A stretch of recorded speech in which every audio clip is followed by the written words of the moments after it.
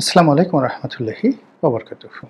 সম্মানিত দর্শক, ডক্টর মোহাম্মদ ইউনুস তার সঙ্গী সাথীদেরকে নিয়ে এখন আমেরিকাতে আছেন। জাতিসংঘের সাধারণ অধিবেশনে যোগদান করতে যাচ্ছেন। আর তার সেই যোগদানকে কেন্দ্র করে আজকের দিনে বাংলাদেশ এবং আমেরিকার নিউ ইয়র্ক সিটি সহ বাংলাদেশি কমিউনিটি অধ্যুষিত লন্ডন, আমেরিকার বা ইউরোপের যে বড় বড় শহরগুলো, সেখানে রীতিমতো তুলকালাম কাণ্ড ঘটে যাচ্ছে।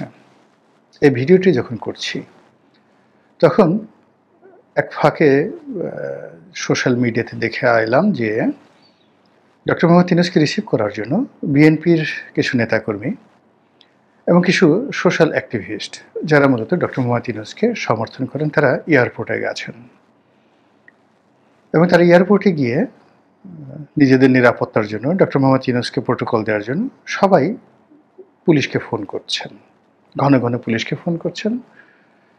তো এটা আসলে কোন পর্যায়ে যাবে আমরা বলতে পারিনি, তবে এটা নিয়ে হয়তো ঘটনা ঘটার পর আর একটা ভিডিও করব। যেটা আন্দাজ করছি যে ডক্টর মোহাম্মদ ইউনূস আমেরিকার সোসাইটির সম্পর্কে খুব ভালো জানেন। তো সেখানে যেভাবে পুলিশ যে কোনো বিপদে এগিয়ে আসে, এটা যেমন সত্য, তেমনি আবার আপনার গণতান্ত্রিক অধিকার প্রয়োগ করার জন্য আপনি মিছিল করতে পারেন, মিটিং করতে পারেন, পুলিশের অনুমতি নিয়ে আপনি ডিমও মারতে পারেন, যে কাজটি আওয়ামী লীগ করবে। কিন্তু যে কাজটি আওয়ামী লীগের লোকজন এখন পর্যন্ত কল্পনা করতে পারছে না। ফার্স্ট থিং হলো যে তাদেরকে প্রতিহত করার জন্য, কাউন্টার মিছিল করার জন্য এখানে জামাতি লোক একত্র হতে পারে, বিএনপি লোক একত্র হতে পারে। এমনকি বাংলাদেশে যাভাবে মব করা হয়, ঠিক ওইভাবে যদি আমেরিকাতে বিভিন্ন খ্রিস্টাঙ্গ গ্রুপ রয়েছে, আফ্রিকান গ্রুপ রয়েছে, এমনকি আমেরিকান ছিন্নমূল মানুষ রয়েছে, যাদেরকে আপনি $100, $150 বা $200 বিনিময়ে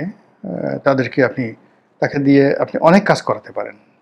50 জন আপনি এরকম নিগ্রো, 50 জন এভাবে ছিন্নমূল আমেরিকান মাস্তান টাইপের, যারা বাংলাদেশের চাপাতি বাহিনীর মতো, তো তারা যদি রাস্তায় নামে, এরকম 100 জন লোক রাস্তায় নামে এবং এদেরকে ভাড়া করে পাওয়া যায়, এনিওয়ান ক্যান ডু ইট।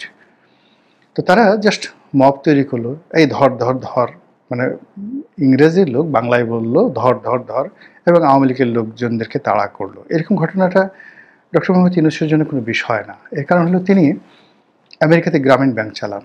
আমেরিকার অনেক স্টেটে তার গ্রামীণ ব্যাংকের অফিস আছে এবং বাংলাদেশে তার যে অফিস রয়েছে গ্রামীণ সেন্টার, এরকম আমেরিকাতে তার অফিস এবং ইনভেস্টমেন্ট কোনো অংশে কম নয়। প্লাস বাংলাদেশে তার যে কানেক্টিভিটি, তার সাথে আমেরিকাতে তার বিভিন্ন কানেক্টিভিটি অনেক বেশি। তিনি তো এর আগে আমেরিকাতে বিয়ে করেছেন, তার মেয়েও ওখানে থাকে, বেশ সুপরিচিত।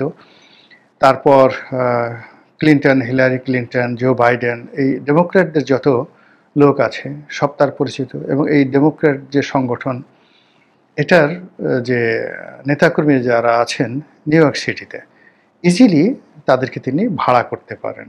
এবং আপনি জানেন ওয়াশিংটন পোস্টের মতো পত্রিকা তিনি বারবার পুরো পৃষ্ঠা জুড়ে যে বিজ্ঞাপন দিয়েছেন, তো তিনি এই কাজগুলো করতে অভ্যস্ত।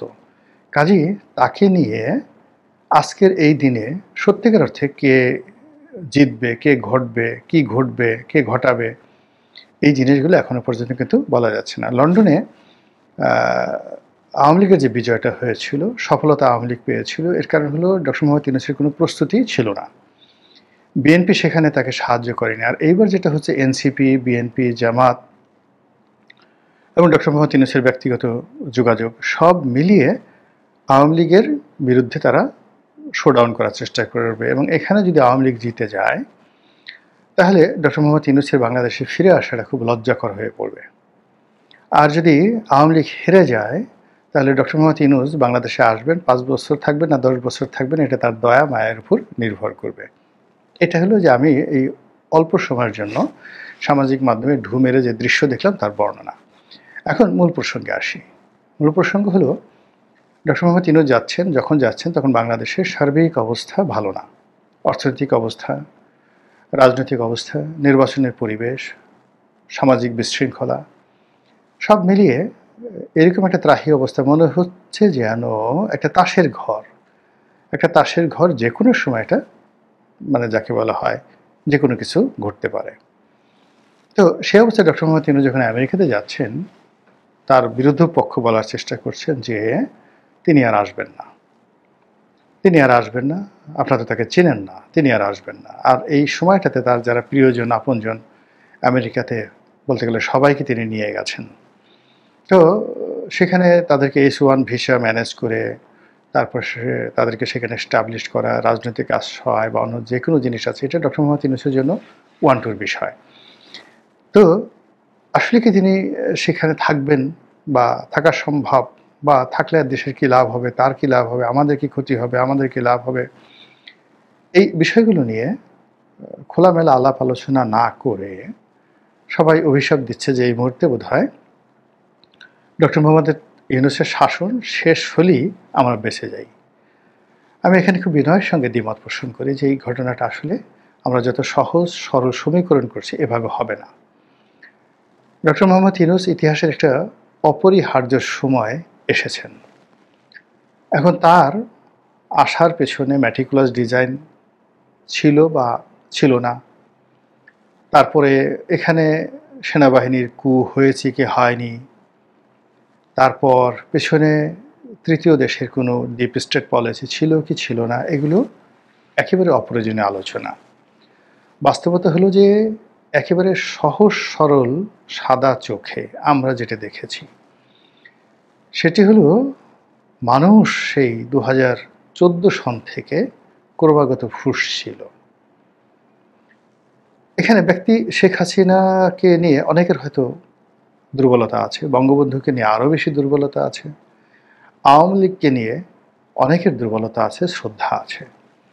কিন্তু বাস্তবতা হলো যে শেখ হাসিনার শাসনে যে সকল অলিগার তৈরি হয়েছিল, যে সকল মাফিয়া তৈরি হয়েছিল এবং যে সকল সিন্ডিকেট তৈরি হয়েছিল প্রশাসনে, বিচার বিভাগে, আইন অঙ্গনে, ব্যবসা বাণিজ্যে, পথে ঘাটে মাঠে, তারা মানুষের জীবনকে জাহান্নাম বানিয়ে ফেলেছিল।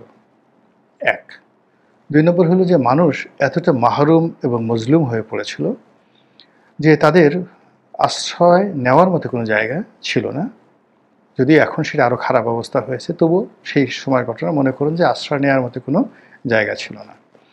ছাত্রলীগের চাপাতি বাহিনী আপনাকে ধাওয়া করেছে, ওসি প্রদীপ আপনাকে ধাওয়া করেছে, সালমান এফ রহমান আপনার সম্পত্তির উপর, আপনার স্ত্রী কন্যার উপর হাত দিয়েছে, কিংবা ডিজিএফআই, শেখ হাসিনার ডিজিএফআই, শেখ হাসিনার এনএসআই, শেখ হাসিনার ডিবি, তারা আপনাকে টার্গেট করেছে। ওই মুহূর্তে আপনি সান্ত্বনার জন্য জিকির করতে পারেন, আজকার করতে পারেন, আল্লাহর কাছে কান্নাকাটি করতে পারেন, কিন্তু এই জমিনে, বাংলার জমিনে, মানে পৃথিবীর কোথাও, এই বাংলাদেশে বসে পৃথিবীর কোনো শক্তি ছিল না শেখ হাসিনা সেই সিন্ডিকেটের বিরুদ্ধে একটা টু শব্দ করে। বোঝার চেষ্টা করুন, বাংলাদেশে আমেরিকার রাষ্ট্রদূত মার্শাল বার্নিকাট বুম বদিউল আলম মজুমদার সাহেবের বাসায় গেছেন, তার গাড়ি ভেঙে দেওয়া হয়েছে। মায়ের ডাক নামক একটি প্রতিষ্ঠানের অনুষ্ঠানে গেছেন পিটার ডিহাস, আমেরিকান রাষ্ট্রদূত, তাকে অপমান করা হয়েছে এবং শেষমেশ তাকে ধাওয়া দেওয়া হয়েছে এবং তিনি প্রাণ ভয়ে সেখান থেকে পররাষ্ট্র মন্ত্রণালয়ে এসে আশ্রয় নিয়েছেন। এরপরে আমেরিকান রাষ্ট্রদূত সহ অন্যান্য রাষ্ট্রদূতের বডিগার্ড, পুলিশ প্রোটোকল প্রত্যাহার করে নেওয়া হয়েছে। তো সেখানে আমেরিকান রাষ্ট্রদূত তিনি যেখানে নিরাপত্তাহীনতায় ভুগেছেন, থানায় জিডি এন্ট্রি করতে হয়েছে এবং লোকজন তাকে অসহায় তিনি হাসাহাসি করেছে, সেখানে আমজনতার অবস্থা কেমন ছিল, এটা হলো রিয়ালিটি। কোনো রকম এটা নিয়ে এখন ইউনূস সাহেব পারছেন না, ব্যর্থ হয়েছেন, শেখ হাসিনা জমানার চেয়ে প্রত্যেকটা জিনিস খারাপ হয়েছে, এটা সত্য, কিন্তু আগের জমানাটাকে তো স্বীকার করতে হবে। এবং এটার প্রেক্ষিতে যে আন্দোলনটা হলো, যে খুন খারাপি হলো, এবং জুলাইয়ের যে বিপ্লব, সেই বিপ্লবটা যেটা বাড়তে বাড়তে গিয়ে আগস্ট মাসের 2024 সালের আগস্ট মাসের 5 তারিখে যে ঘটনাটা ঘটলো, আল্লাহর ওয়াস্তে সেই সময়টা চিন্তা করুন। দেখবেন যে ওই সময়টিতে দুটো অপশন ছিল। জেনারেল ওয়াকারুজ্জামান সর্বাঙ্গীন সুন্দর হতো তিনি যদি মার্শাল ল জারি করতেন, অথবা দেশে জরুরি অবস্থা জারি হতো। তো জরুরি অবস্থা জারি হলে মূলত সমস্যার সমাধান হতো না। এখানে মার্শাল ল জারি করে আওয়ামী লীগের বিরুদ্ধে যদি এখন যে ব্যবস্থা নেওয়া হয়েছে এই ব্যবস্থাগুলি যদি ওয়াকরুজ্জামান করতেন তাহলে সবার জন্য ভালো হতো। এটা ছিল একটা অপশন। কিন্তু যখন সেনাবাহিনী ক্ষমতা না নেওয়ার সিদ্ধান্ত নিল, রাজনৈতিক দলগুলো জাতীয় সরকার গঠন করতে রাজি হলো না, তখন ডক্টর মোহাম্মদ ইউনূসের দায়িত্ব গ্রহণটা it was the finest and best choice. এবং ওই মুহূর্তে সেই আগস্ট মাসের ৮ তারিখ নিয়ে যখন প্রধান উপদেষ্টার উপরে শপথ নিলেন, তখন ভারতের সঙ্গে বাংলাদেশের যে সম্পর্ক, আমেরিকার সাথে যে সম্পর্ক, ওটা ডক্টর মোহাম্মদ ইউনূসের মতো একজন আন্তর্জাতিক খ্যাতিসম্পন্ন ব্যক্তি না হলে ওই সময়টিতে আমরা হয়তো রক্ষা পেতাম না। সিভিল ওয়ার শুরু হয়ে যেত। এমনকি সামরিক শাসন দিয়েও ৭ দিন সামরিক শাসন রাখা যেত না, পাল্টা কু হতো। এবং খালেদ মোশাররফের মতো যাকে বলা হয় জেনারেল ওয়াকারুজ্জামানকে মরতে হতো, কোনো সন্দেহ নেই। তো সেই জায়গাটাতে ডক্টর মোহাম্মদ ইউনূস এসেছেন এবং ওটা ছিল এ গিফট ফ্রম অলমাইটি আল্লাহ, আল্লাহর পক্ষ থেকে একটা উপহার। এখন সেই উপহারটা আমরা ব্যবহার করতে পারিনি, ডক্টর মোহাম্মদ ইউনূস ব্যবহার করতে পারেনি, এটা ভিন্ন একটা প্রসঙ্গ। কিন্তু বাস্তবতা হলো যে ওই সময়টাতে এর চেয়ে আর ভালো কিছু অপশন ছিল না। এখন গত ১ বছরে ডক্টর মোহাম্মদ ইউনূস তার সঙ্গী সাথীরা যে কর্মকাণ্ড করেছেন, তাতে করে শেখ হাসিনার জমানাতে যে ক্ষতগুলো তৈরি হয়েছিল, যে গর্তগুলো তৈরি হয়েছিল, যে বিভাজন তৈরি হয়েছিল, সমাজ যেভাবে সহিংস হয়ে পড়েছিল, সেটা আরও এখন বহুমাত্রিক হয়ে গেছে। প্রতিটি সমস্যা আগের চাইতে কয়েক গুণ বেড়ে গেছে। আর আগে সমাধানের যতটুকু সুযোগ ছিল, যেমন আপনার যদি পুলিশে কোনো বড় কর্তা থাকতো, ডিজিএফআইতে যদি কেউ আপনজন থাকতো, আওয়ামী লীগের কোনো নেতার সঙ্গে আপনার ভালো সম্পর্ক থাকতো, আপনি কিছুটা হলেও রিলিফ পেতেন। কিন্তু এখন স্বয়ং ডক্টর মোহাম্মদ ইউনূস, হাসনাত, সার্জিস কিংবা মির্জা ফখরুল, মির্জা আব্বাস, জামাতের আমির, আপনি যান না কেন, মানে কেউ আপনাকে এ কমপ্লিট সলিউশন অ্যান্ড রিলিফ দিতে পারবে না। পুরো অবস্থাটা চলে গেছে। ফলে মানুষ ওই শেখ হাসিনাকে যেভাবে তাড়ানোর জন্য অভিশাপ দিতেন, যেভাবে তার বিরুদ্ধে ন্যারেটিভ তৈরি করতেন এবং বলতেন যে কি হবে না হবে পরে দেখা যাবে, আগে যাক। আমি এই উদাহরণটি আগেও একবার বলেছি যে ধানমন্ডির একটা বেশ বড় ডিপার্টমেন্টাল স্টোরের মালিক বা ম্যানেজার। তো একদিন তার কাছে গেলাম, আমার ইউটিউবে টক শো দেখেন, আমার ভক্ত। তো বারবার বলতেছিলেন যে স্যার কবে যাবে, এটা 2024 সনের ধরুন ফেব্রুয়ারি মাসের দিকে, কবে যাবে স্যার, আর তো পারছি না, সহ্য হচ্ছে না। আমি বললাম যে এখানে আপনি কতদিন ব্যবসা করেন? স্যার প্রায় 40 বছর।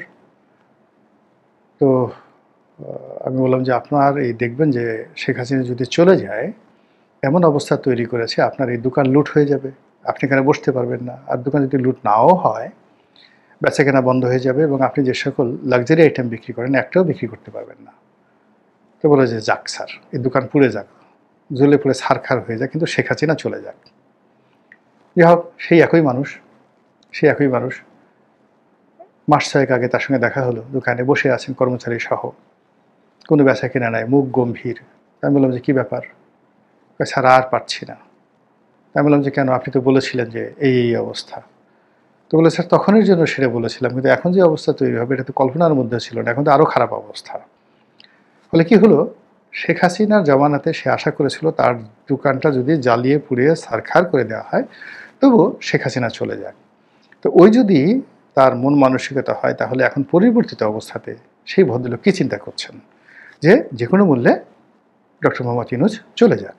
এইভাবে দেশের লক্ষ লক্ষ কোটি কোটি মানুষ এই ন্যারেটিভ কিন্তু তৈরি করে ফেলেছে। এখন তিনি চলে গেলে সামরিক শাসন আসবে, নির্বাচনে জাতীয় সরকার হবে নির্বাচন করার জন্য, তত্ত্বাবধায়ক সরকার হবে না, কি হবে ডাজ নট ম্যাটার। মানুষ এত কিছু চিন্তা করছে না। আমাদের দেশের মানুষ হঠাৎ করে যেভাবে উত্তেজিত হয়, তিনি চলে যাক। কিন্তু তিনি যদি চলে যান, সত্যিকার অর্থে তিনি যদি না আসেন, তাহলে বাংলাদেশে যে ভয়ানক একটা পরিস্থিতি তৈরি হবে, যেটি 1000 বছরে আপনি এইরকম ইতিহাস খুঁজে পাবেন না।